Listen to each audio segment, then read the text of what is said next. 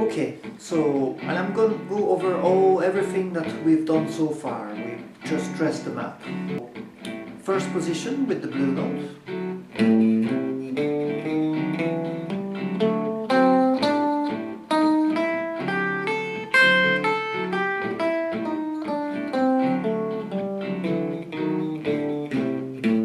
Okay.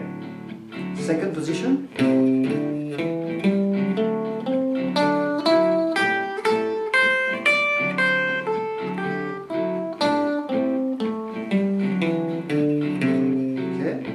Third one.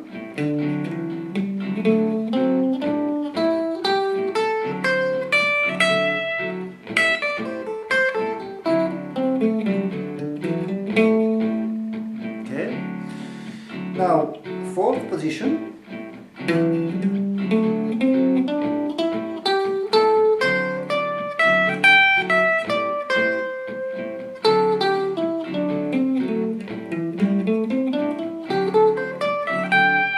And fifth one, I'm going to play it actually there.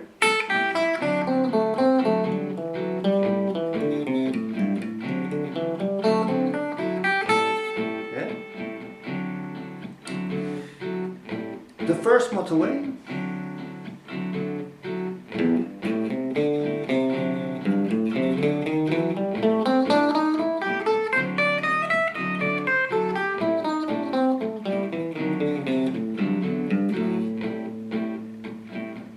Was a bit fast though. I'm gonna play it slower.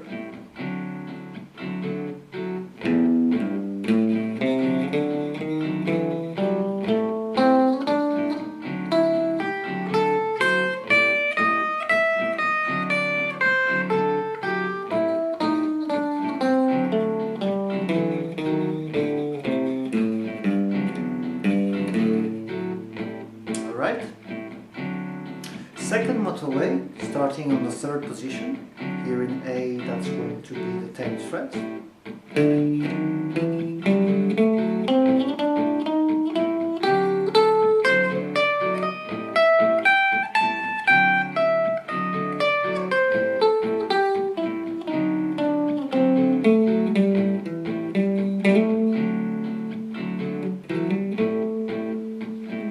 You have everything in there, everything that you have to know about the pentatonic scale. Just work on it. That's your very first step in the way of being able to play a solo and improvising. You need to know the map first. You need to be able to know your playground in order to, to play your phrases and make up your solos then. Just one additional thing here that you could do in order to work on all those positions. We've seen, we're playing the scale in a linear way, meaning that we're playing note after note. The example of the main box here is just that.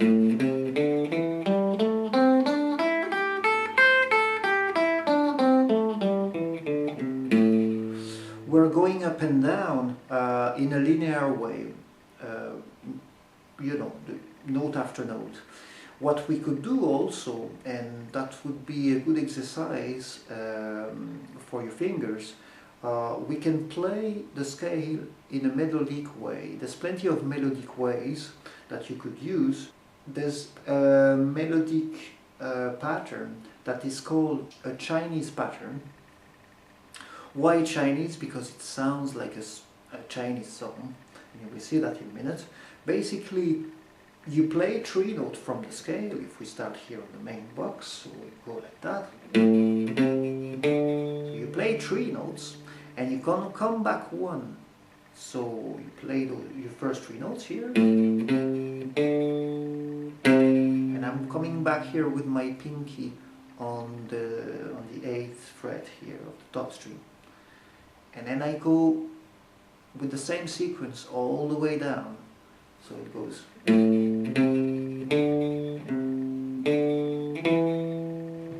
Okay.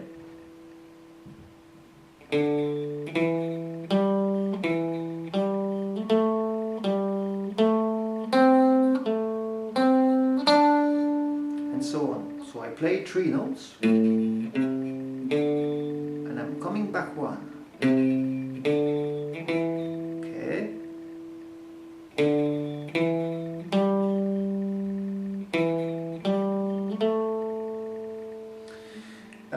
And so on. It's not an easy sequence to get at first, you know.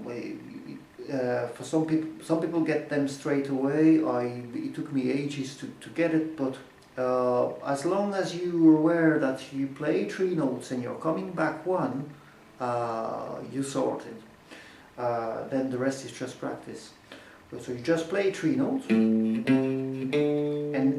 and I'm going back 1 note within the scale. So here I have to come back on the previous 3.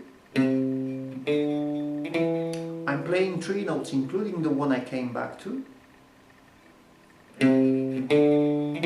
like this. But this time the previous note is not on the previous string but on the same string. And the next time round the previous note is going to be on the previous string. Same string, previous string.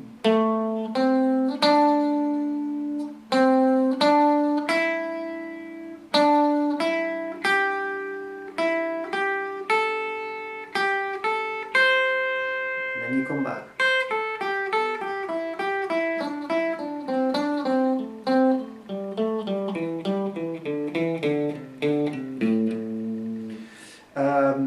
As you can see, it sounds like a Chinese song.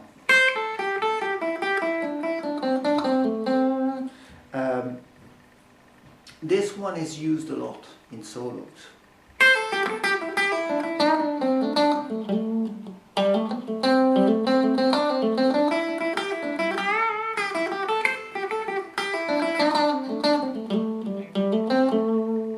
You know, so practice that a lot. It's going to be very good for the coordination between the right hand and the left hand, because you're gonna have to go to the previous strings and then come, you know, play again, come back, play again. It's really good for the coordination of those 2 hands.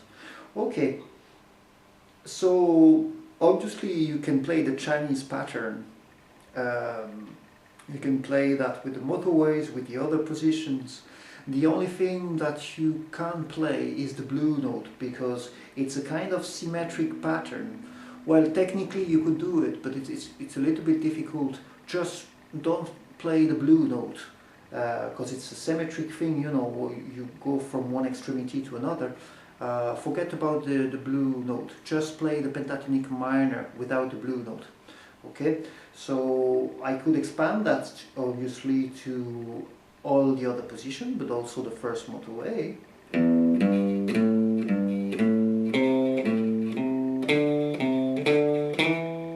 Here I can slide.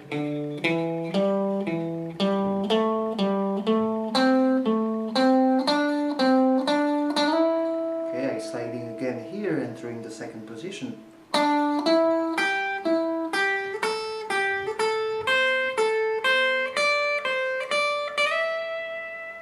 Okay, but here I'm on the bottom of the 3rd position, so I could go down like this.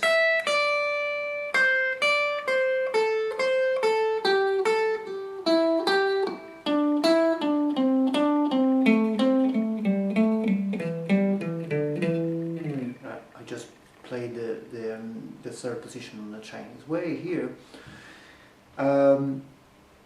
Before doing that, play linearly a lot, and then, you know, start to practice this melodic pattern as well, because it's very good.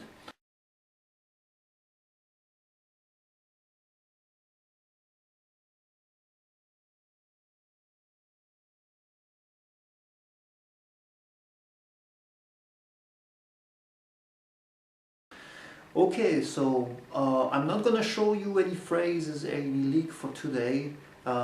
This video is just really to give you a presentation of the minor pentatonic scale. The reason why we started on the 5th fret is that because we are playing in A minor. But let's say I'm playing something in G. I'm just going to record a backing track now in G, you will see.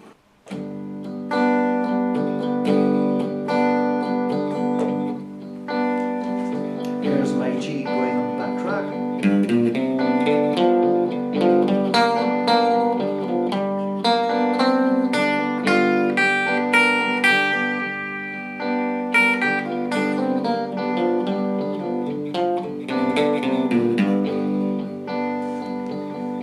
What I did here is the exact same thing that we just talked about on this video, but instead of starting on the 5th fret, I start on the 3rd fret here, because the main shape starts with the root note, unlike the other positions. So that's a very good mark and very good way to spot which key you have to play. If you play something in C,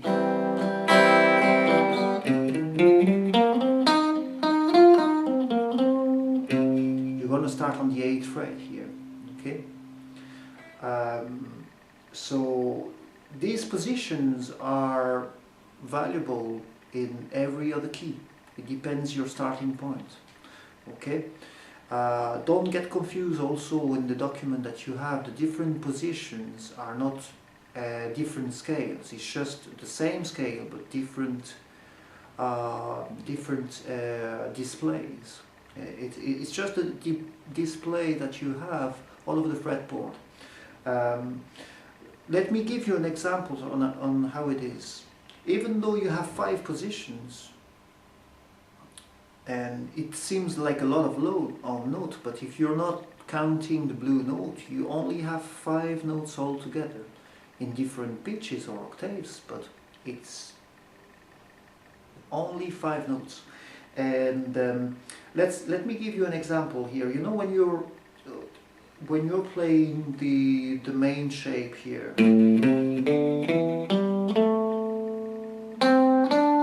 okay, let's stop on the G string here. Let's go from the A string to the G string, just that beat here. And in fact, that shape, that fragment of shape here, can be found on the start of the 3rd position, and it's exact the same octave, it's the exact same pitch. See? So it's just, we have different shape, but it's just the same note. It's just a different display. So don't get confused with all those positions. Different position doesn't mean a different scale. It's going to be a different scale if your main shape starts on a different point. Okay? So work on all that, dress your map, know where you go, and then you're going to be able to start to play solos. Great, I hope you enjoyed this video. That's it for me now. Bye bye bye.